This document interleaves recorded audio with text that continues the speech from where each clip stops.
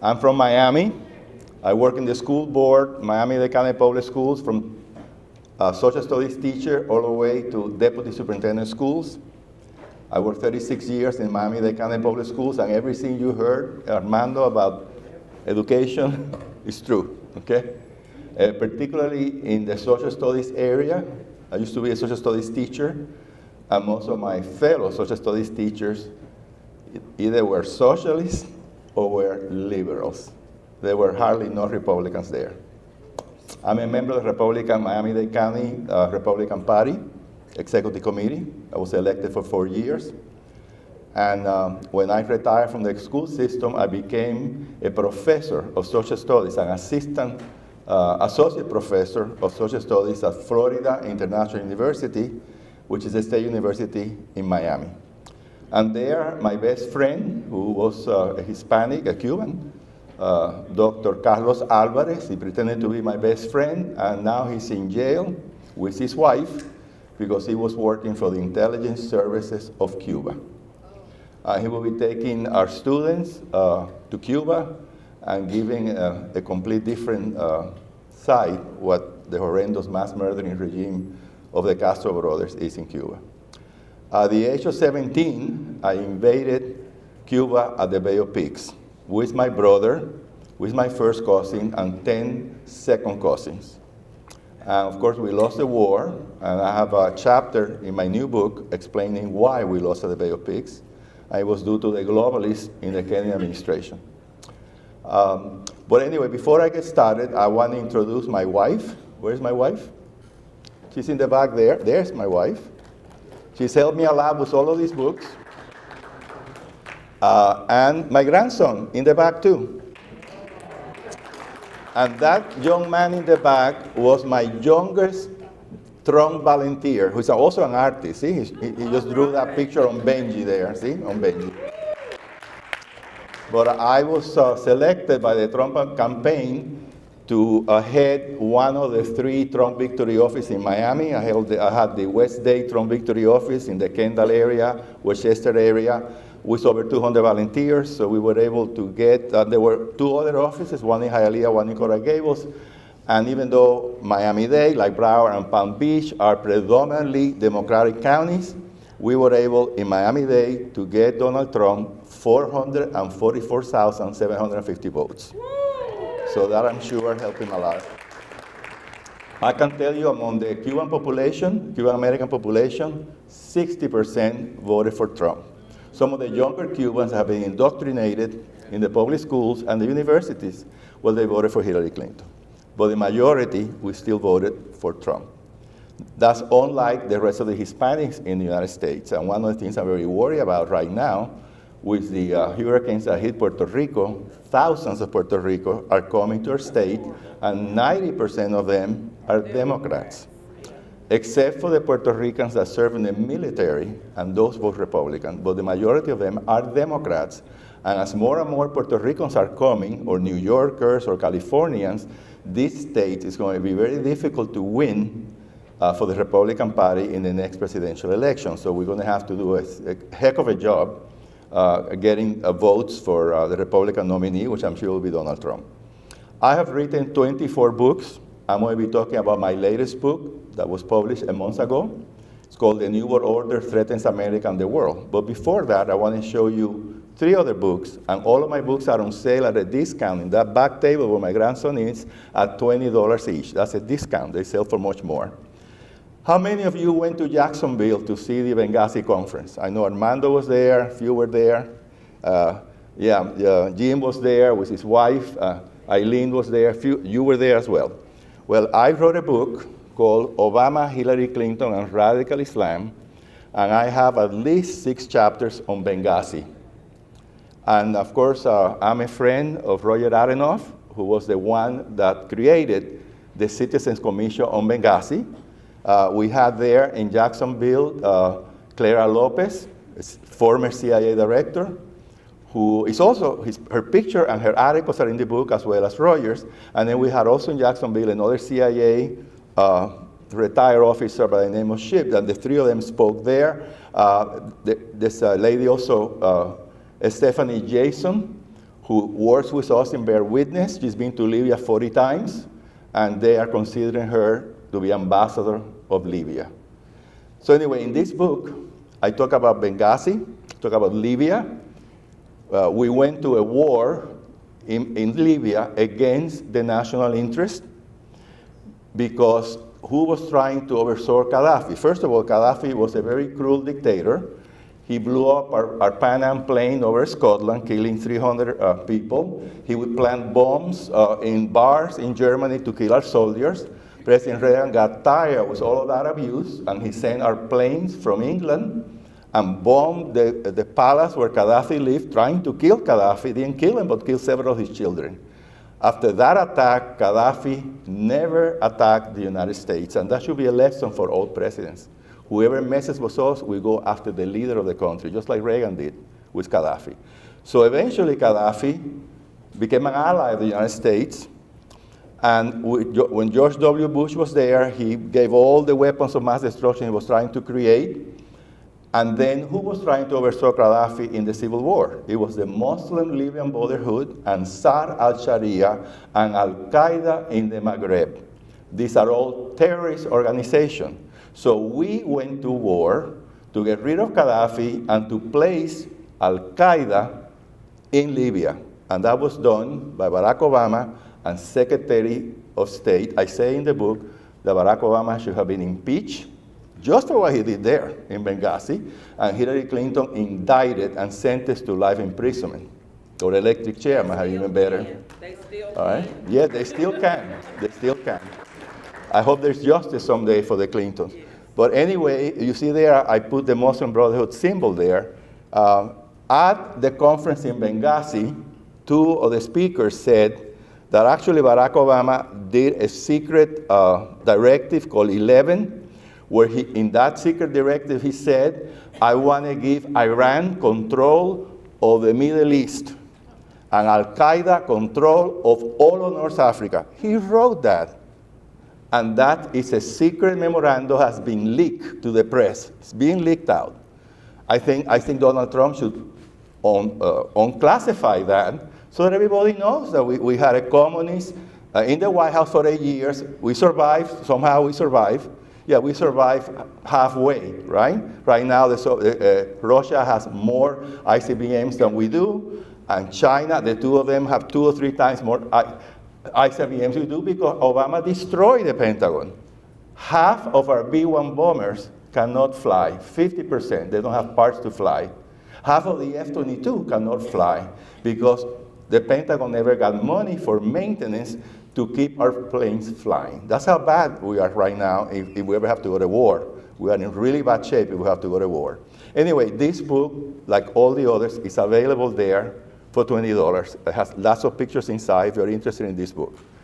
I also wrote another book prior to this one called The Gathering Threat of Russia, China, and Their Allies Against America. And this book was given to Chief of Staff John Kelly. He has this book because a Marine colonel who fought with him in the Gulf War and continues to work for him in secret missions liked my book and gave it to him.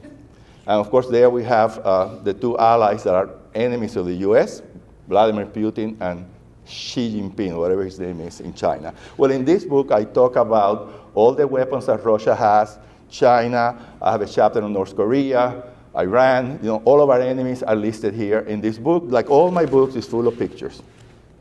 Easy to read and full of illustrations. All of them are the same. All of my books, I put 300 pictures in each book.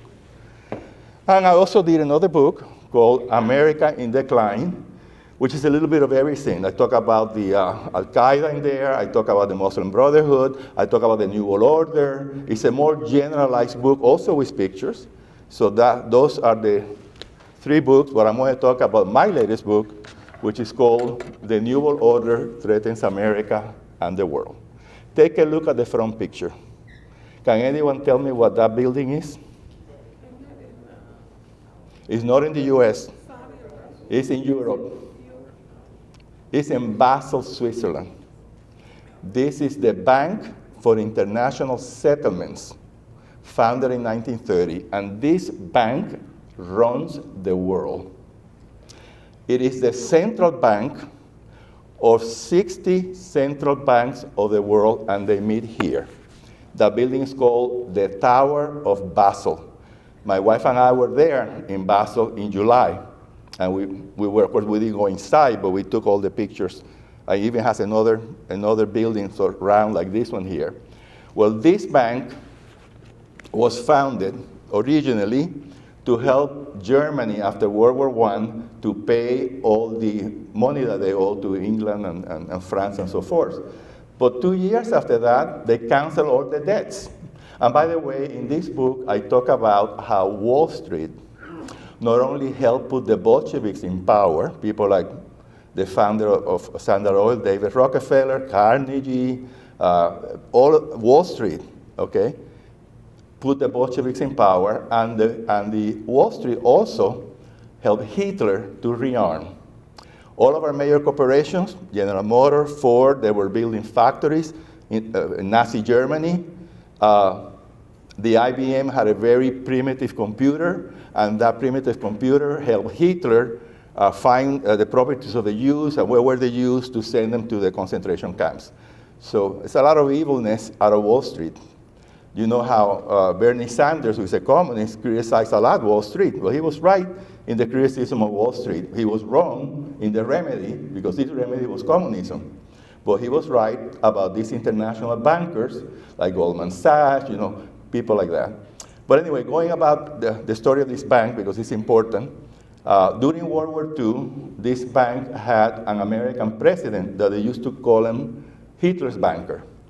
As Germany was invading Europe, different countries in Europe, like Czechoslovakia, Poland, Norway, you know, they were taking all the gold from those countries, and it went here to this bank.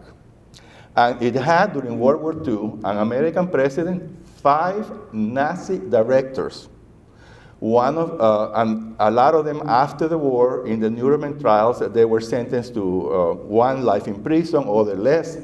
But anyway, so here we have a bank in World War II that had an American president, it had British officers, it had French, it had Italians, it had German Nazis, and all of these countries were in war with one another, but in this bank, there was a lot of peace there. Actually, if you've ever been to Basel, Switzerland, which is on the Rhine River, from Basel, you can see Germany, and you can see France, because the river goes there, and one side is Germany, one side is France. So from this bank, they could actually see Patton's Third Army battling the Nazis, and yet in that bank, it was all peace, because the important thing about the banks, these were all international bankers, diabolical international bankers. After the war, Norway asked for the abolition of this bank, for all that they did to Normandy, and it was approved, but it was never implemented. So the bank's still there. So anyway, you also know the story about the Federal Reserve, right? I'm sure you heard about it. Well, the Federal Reserve is, of course, a cartel, a private banking cartel that meets here with 59 other countries that are similarly banking cartels as well. None of them are owned by the government. They're all banking cartels. And what happened?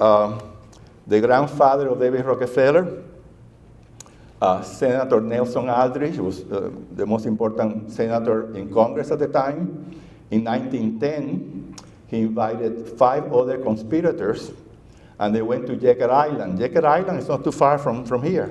It's near St. Simon. I have a sister that lives in St. Simon Island, and now there's a causeway that takes you to Jekyll Island. Well, in the 1880s, Jekyll Island didn't have a causeway, but all the multimillionaires and government officials and the press, they met there for the entire winter. They either came by boat, yachts, or they came in their private railroad cars to Brunswick, Georgia, and then went across like that. And there in 1910, Senator Aldrich and 5 other people decided to take over the United States and create a central bank. Now, what do you think Trump has behind him in the White House? Andrew Jackson's picture. Because he abolished the central bank that we had then. He abolished it. And in that first central bank of the United States, the Rothschilds were there too. Anyway, so they met in secret in 1910. Those people that met there represented 25% of the entire wealth of the planet. They represented the Rothschild dynasty. They represented Kuhn and Lowell. They represented the Warburg banks of Imperial Germany and the Netherlands. And of course, Rockefeller Bank represented, and Morgan were there. All of them were there. I have a big chapter. One of the things that I did in this book, I used 29 books to write this book. And every single of the 29 books is inside this book with an explanation of what is, like, for example, they mentioned Chalice of Power, that great book in the back there that you can buy. The Dark Side of Camelot by Hirsch. The Bilderberg Group by David Stulin. Chalice of Power, here's the book.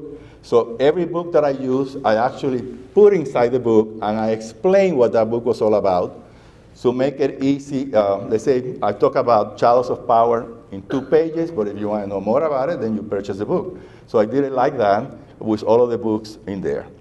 So does anyone have a $1 bill with you? Would you pull it out? Pull out your $1 bill. Okay. Will you tell me, sir, what it says there? Get up. Come over here and get up. I want you to tell me what you see there in that $1 bill. Come over here. Show it to the people there. What do you see there? In the back of that bill. What do you see there? Over there on the left. What do you see? Oh, yeah, the pyramid with the eye at the Yes. top. Everybody's seen it, I'm sure. Yeah. If you see in the $1 bill, you see that pyramid there? You know what it means? What does it say below in Latin?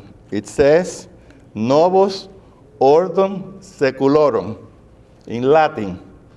What does that mean? In English, it says New Order of the Ages. Remember, anyone's Catholic here? When Latin Mass, per omnia secula seculorum, right? Remember that? Seculorum, ages. Or, no, don't give me your dollar bill. In case you needed it. No, use it to buy one of my books. 19 more dollars get your I book. got one of yours for free. Okay, well, good. All right. No free books today, though. Okay, anyway, that is the Great Seal of the United States from 1776. But it has been in our dollar since 1935. And if you translate it literally, it says New Order of the Ages, but some Latin scholars say, or many Latin scholars say, that the best translation is New World Order. So what does that tell you? We had it from the very beginning here in the United States. I'm going to read you. People have said many times, oh, the New World Order is a conspiracy. It's not true. I mean, this is just propaganda. Well, let me tell you what Franklin Delano Roosevelt said. I'll read it to you what he said, because it's in the introduction of my book here. It says, the real truth of the matter is, as you and I know, that a financial element in the large centers has owned the government ever since the day of Andrew Jackson. Franklin Delano Roosevelt said that. Supreme Court Justice Felix Frankfurter said, the real rulers in Washington are invisible. They exercise power from behind the scenes. The British Defense Minister, Dennis Hyland, he said, world events do not occur by accident. They are made to happen. Whether it is to do with national issues or commerce, most of them are staged and managed by those who hold the purse strings. And Edith Kermit Roosevelt, the granddaughter of President Teddy Roosevelt, said this: the word establishment is a general term for the power of international elite of finance, business, and professional and government, largely from the Northeast, who wield most of the power regardless who is in the White House. Most people are unaware of the existence of this legitimate mafia. That's the granddaughter of a president saying that. You remember Senator Jesse Helms from North Carolina? Yeah. Okay, he died in July 4th, 1908. He was very aware of the New World Order, so he said that in the Senate. He said this: The campaign against American people, against traditional American culture and values, which you heard Armando explain to you in detail here, is systematic psychological warfare. It is orchestrated by a vast array of interests comprising not only of the Eastern establishment, but also the radical left. Among this group we find the Department of State. We can talk a lot about the Department of State, even under Tillerson. The Department of Commerce, money center banks and multinational corporations, the media, the educational establishment. He told you all about it. And I'm sure when Alex Newman comes here, he has a book on that. The entertainment industry, which Armando mentioned to you, and the large tax-exempt foundation, the Ford, the Carnegie, Rockefeller, all of those foundations. And then he said this, a careful examination of what is happening behind the scenes reveals that all of these interests are working to create what some have referred to as a New World Order. Private organizations such as the Council of Foreign Relations, the Aspen Institute for Humanistic Studies, the Atlantic Institute, the Bilderberg Group, serve to disseminate and coordinate the plans for this so-called New World Order in powerful business, financial, academic, and official circles. The influence of the establishment insiders, that's the word that the John Birch Society uses all the time, insiders. Anyone here belong to the John Birch Society? None? You should join, good. Well, I opened a chapter in Miami, and then we opened a second, 3 people belong. You ought to belong to that. Because this John Birch Society has been demonized because for 60 years, they have been the strongest organization opposed to communism and the New World Order. I know the president very well. He came to see me at my house, and the vice president as well. I had breakfast with the 2 of them, and he wrote an excellent book. I'm talking about the president of the John Birch Society, this thick, about the Illuminatis. It took him 40 years to write that book. 40 years, and I mentioned his book here in great detail. Anyway, Barry Goldwater, one of my heroes, I happened to meet him in Phoenix, Arizona, after he had retired from the Senate. He denounced the Trilateral Commission, which is one of these strong groups founded by David Rockefeller and Brzezinski, both of them now dead, and both of them are in hell now. I'm sure they're in hell. For sure they're there with Fidel Castro, Mussolini, Hitler, and others like that. Anyway, Barry Goldwater, when they founded the Trilateral Commission, in his book, With No Apologies, who he wrote in 1979, he said this about the Trilateral Commission. I have the book here. Of course, like any book I use, I have it in the book as well. He said this about the Trilateral Commission. The Trilateral Commission, funded by David Rockefeller, is the newest international cabal. Is that how you pronounce it? C-A-B-A-L, cabal. It is intended to be a vehicle for the multinational consolidation of commercial and banking interests by seizing control of the political government of the United States. What Trilateral's true intent is the creation of a worldwide economic power superior to the political government of nation states involved. As managers and creators of the system, they will rule the future. Because the Trilateral Commission was Europe, Western Hemisphere, and Asia. All right, so anyway, I talk in the book, this is what Brzezinski said, something that Armando mentioned to you. He said, shortly the public will be unable to reason or think for themselves. They will only be able to parrot the information they've been given on the previous night's news. Well, if you see CNN and NBC, you see all of those things, you know it's true. All right, Armando talked about how we hear what these people want us to hear, and what they don't want us to hear, we don't hear that. Anyway, I begin my book from the very beginning. It's the whole history of the New World Order. It started with the Illuminati and the House of Rothschild.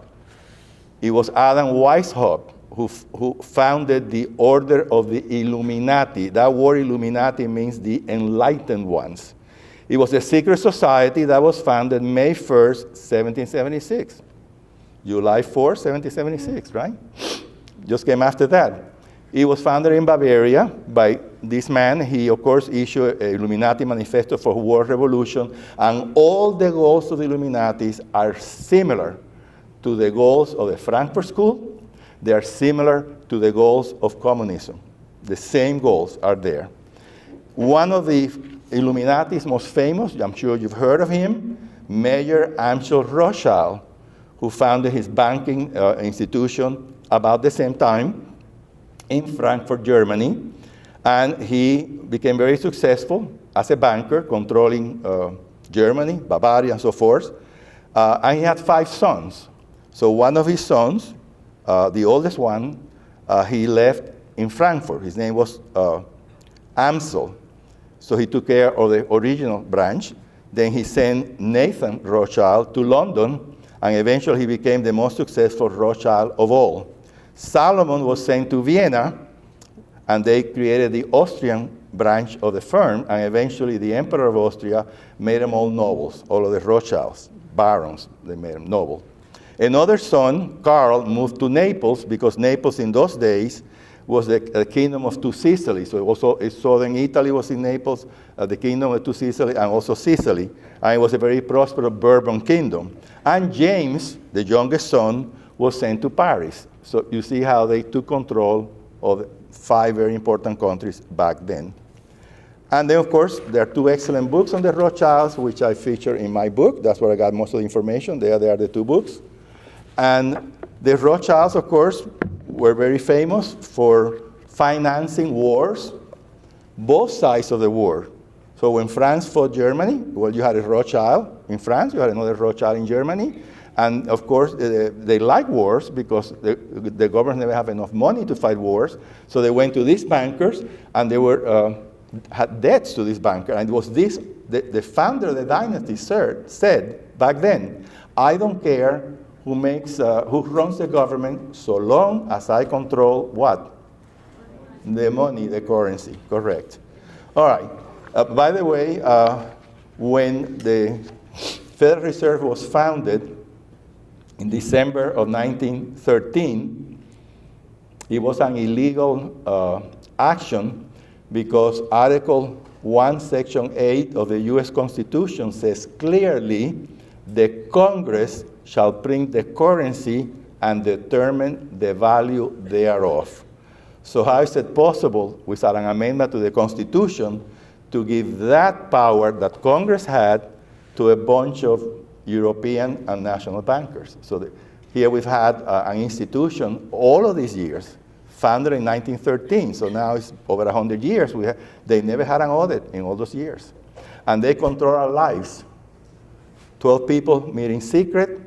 They create depressions, they create inflation, they sell currency, and none of that is, and now Trump is nominating a guy by the name of Powell, and guess who he is? Another globalist. The globalists have always been in charge. By the way, all of the US presidents, all of them, have had globalists in the administration, including our own president. He has 40 globalists in his administration, 40. But that's the least amount of globalists in any presidential administration. Reagan had 300 globalists. Bush had hundreds of them.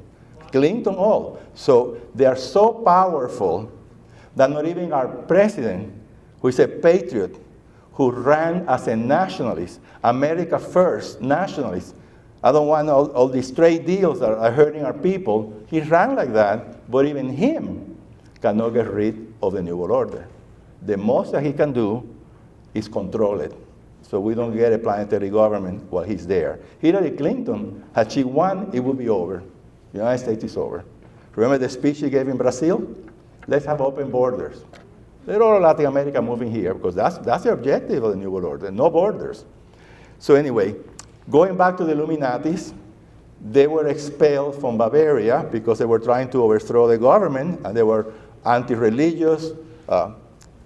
The Frankfurt School, I guess, they were precursors of the Frankfurt. What you saw there at Frankfurt School, that was the Illuminatis too. So when they were kicked out of there, they moved into France during the French Revolution. And those were the Jacobins. Maximilien Robespierre, Mirabeau, those were all Illuminatis, all right? So they just moved from Germany to France. When Napoleon came, kicked them out, they went back to Germany.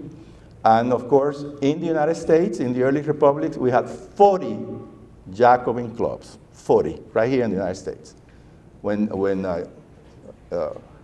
Washington was president, John Adams, all of that, Jefferson, 40 Jacobin clubs right here in the United States. So we've had the Illuminatis from the very beginning in the United States. One famous Illuminatis that we praise in all of our history books was the Marquis de Lafayette. He was an Illuminati too. And then what happened in the 18th century, 19th century, most of our intellectuals went to study in Germany, and all of the German universities had Illuminati professors.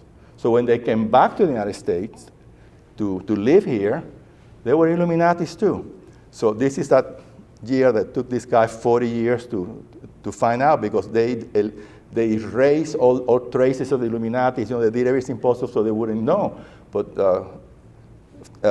this man did find who they were. Then we have the Order of Skull and Bones. You've heard about that too, right?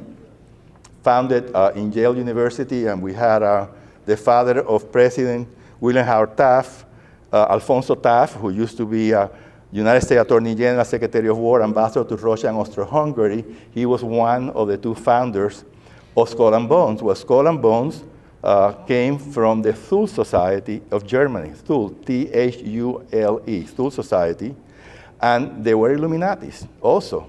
So it was founded in 1832 in Yale University, and of course, we had President Howard Taft was a member of that, the son of the founder, and then we had the two Bushes, the three Bushes.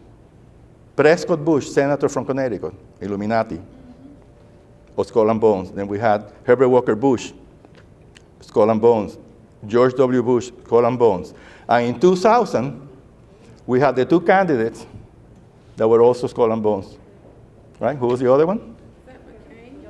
No. Kerry.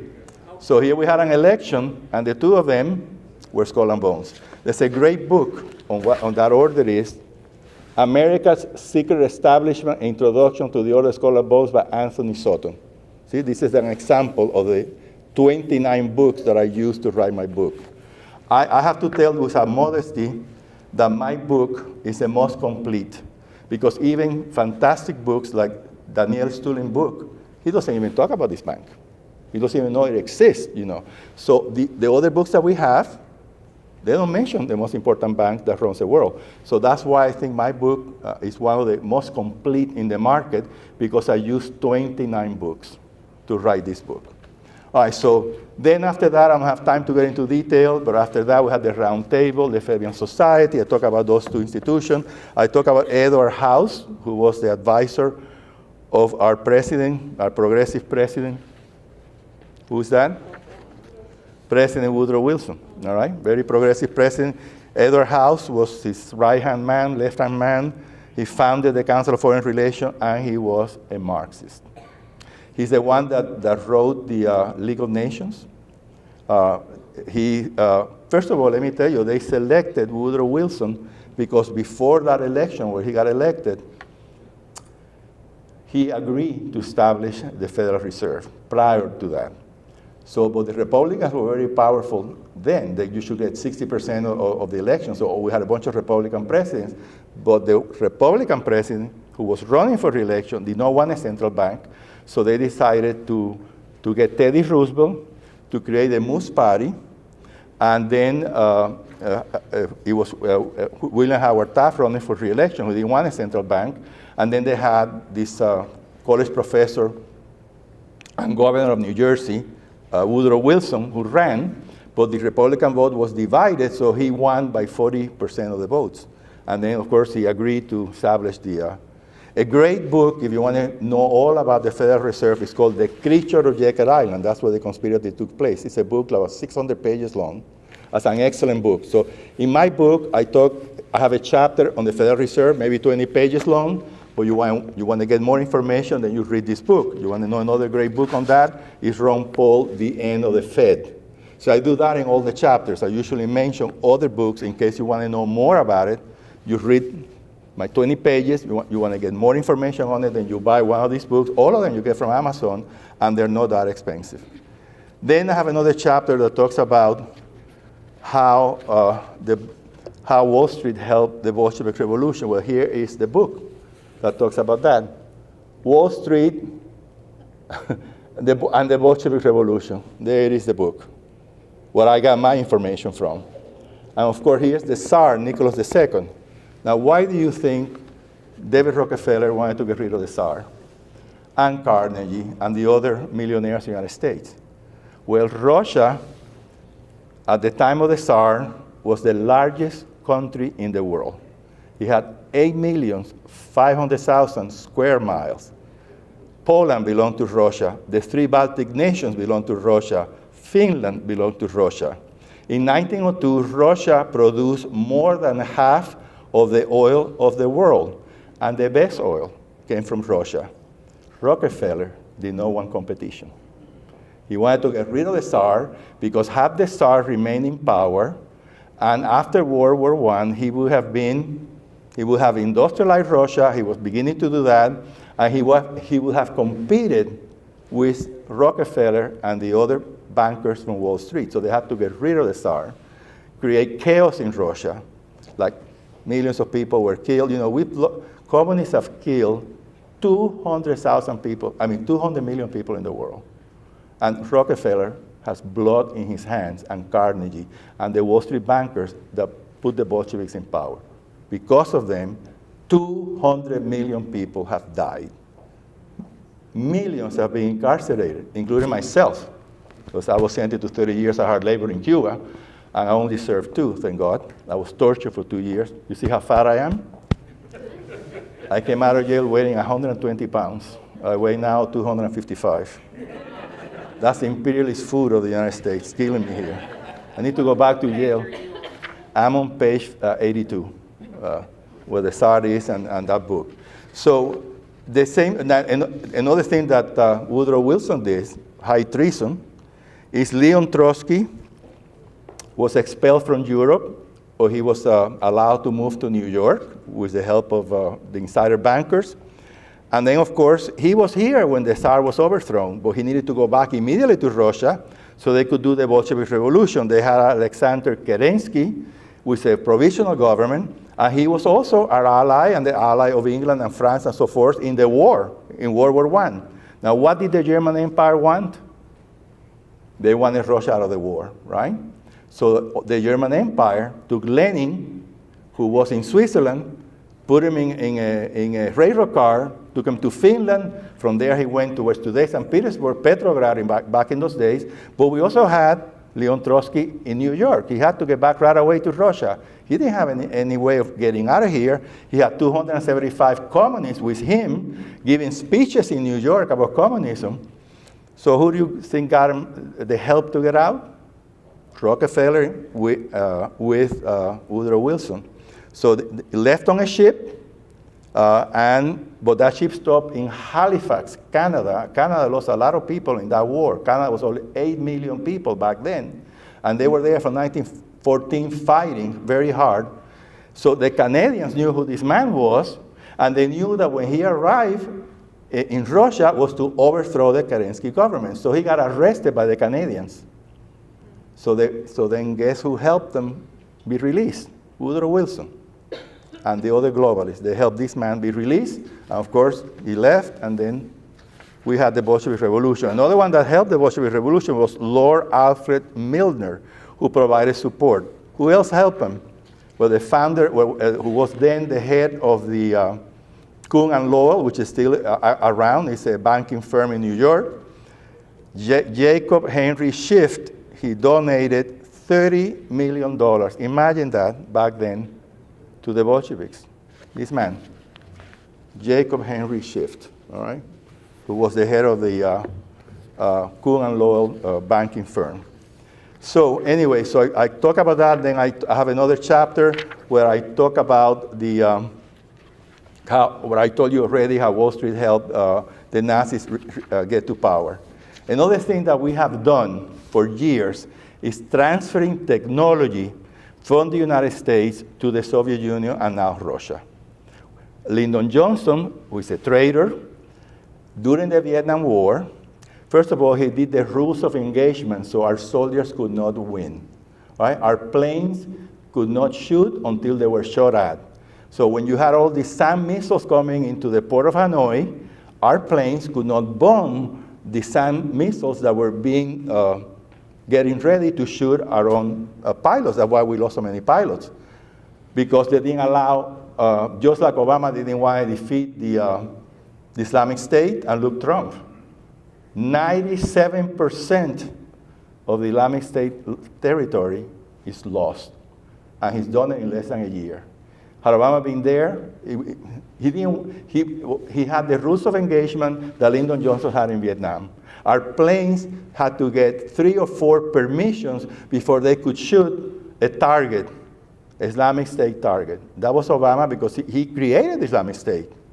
What happened in Libya is after they overthrew Gaddafi, Obama would send weapons, violating every law of the United States, to Turkey, and from Turkey, those weapons went to Syria, to Al-Qaeda, and Al-Nura Front, and the Islamic State. All of those weapons. In fact, 10 minutes, time flies here when you're having fun.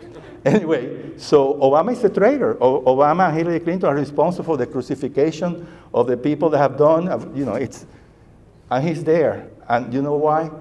I talked to Roger Aronoff and said, when are we going to impeach Obama?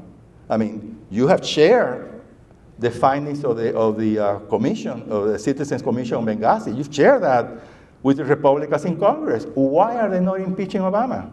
Because at least the United States know that they have a traitor in the White House. He said they don't want to do it because they're afraid of a civil war. They don't want to do it because they are fearful if they try to impeach him, he would declare martial law, suspend the Constitution, and no elections. So out of cowardice, are rhinos and coward Republicans. I detest them all. I'm a member of the Republican Party. I detest them for being so weak and so coward. Let them establish a dictatorship. There are tens of thousands of militias in the United States, fully armed. So if Obama had tried to establish a dictatorship, they would have killed him in the White House. Lots of militias all over the United States, fully armed, to defend liberty and freedom in America. Out of cowardice, and look at now Obama, he's the head of the deep state, trying to overthrow an elected president. Anyway, so I want to end here by one chapter that I have towards the end, which I talk about the new Muslim Marxist Democratic Party. It's what it is. Okay, it used to be a center-left. Now the Democratic Party has turned into a communist party, pro-Muslim Brotherhood.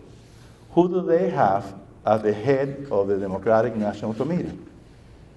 Who is it? Tom Perez. Tom Perez, who Obama made him first Assistant Attorney General for Civil Rights Division, and after that he was Secretary of Labor. Now, who was Tom Perez? Tom Perez headed for 8 years something called La Casa de Maryland, or the House of Maryland. This was 20 miles from the FBI, and Mueller was the FBI director. So look at it. This was the worst center of subversion that we ever had in the United States, with La Casa de Maryland. I have a chart here that tells you who they work with. They work with the Communist Party USA, Democratic Socialists of America, SEIU, AFL-CIO, MALDEF. Hugo Chavez was founding this Casa de Maryland. Communists were founding this. And Russia, Chinese, Cuban, and other hostile military and intelligence services were behind the castle. They look like a castle. See that castle? That was the House of Maryland. They had a budget of $35 million a year and thousands of communists working in there, 20 miles from Mueller's office. And what did the FBI do? Nothing. Mueller is a traitor. Mueller wants to overthrow Obama. It's a conspiracy that we're having, and Mueller deserves the worst. All right, so Obama, the head of the National Democratic Committee, Tom Perez, is a communist, a pro-Muslim Brotherhood communist. Who is the second in command? Who is the vice chair of the Democratic Party? Huh? Keith Ellison. Yeah. Keith Ellison is a communist, just like the other one, and he works directly with the Muslim Brotherhood, directly with him. Yeah. He was elected to the House of Representatives in 2007. He was the first Muslim that got elected. Not just if he was a secular Muslim, I wouldn't care. But he's a Muslim Brotherhood operative. Of course, he swore on the Quran, and then we elected another Muslim, Andre Carson from Indiana. So now we've got 2 Muslims serving in Congress, and a lot of them in important committees. And we are like, look, here is the expert on Congress sitting right in front of you here, right? His book, Enemies Within, okay? He has a description of all the people in Congress, in the Senate and the House, that are communists. One by one, he describes them in that book back there. You have to buy his book. to find out what's happening in Congress. And these people, where do they sit? They sit in Intelligence Committee. They see all of our secrets, and who knows who they share them with if they're communists. Anyway, so this chapter, I talk about that. And then who else do they have? Oh, by the way, Congressman Keith Ellison was a defender of Joanne Chesimard, the one that killed a policeman in New Jersey, and went to live happily ever after in Cuba. I'm not talking about Cuba because more important things to talk. I'm running out of time. But I have a lot of chapters in Cuba explaining why we lost at the Bay of Pigs, explaining how Cuba during the Vietnam War tortured our pilots. 19 U.S. pilots were taken to Havana, tortured there, and they were the faces were so destroyed, they were assassinated. Cuba had a brigade on the Ho Chi Minh Trail. Cuba had pilots on MiGs shooting at our planes. Why do we tolerate Cuba, who's done so much damage to the United States, including assassinating John F. Kennedy, who is the mafia and the KGB? That's an assassination. Here, Cuba has assassinated our president, fought against us in Vietnam, had a brigade in Syria shooting at the Israelis with cannons. Cuba has infiltrated drugs into it. What has Cuba not done to destroy this country? Why are we tolerating that communist cancer 90 miles away? It's beyond me. What else? Who else is in the Democratic Party? Well, we have Bernie Sanders, a communist. I have the biography of Sanders here. Who else? Elizabeth Warren, another communist. All right, so the Democratic Party is not the Democratic Party center-left of before. It's now totally in control by communists and by Muslim Brotherhood operatives. I guess my time is out now, right? I got 3 minutes. Okay. All right. I have another chapter. I got 2 chapters talking about the sonic attacks against our diplomats and their members of the family. All right.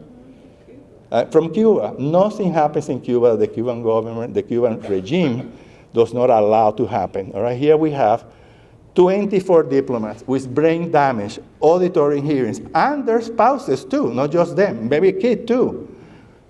You know, why is it that we don't say the women that were damaged?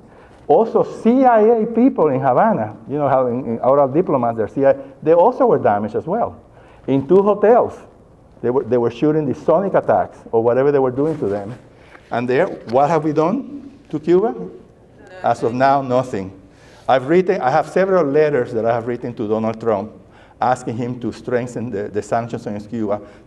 See, Cuba is the cancer.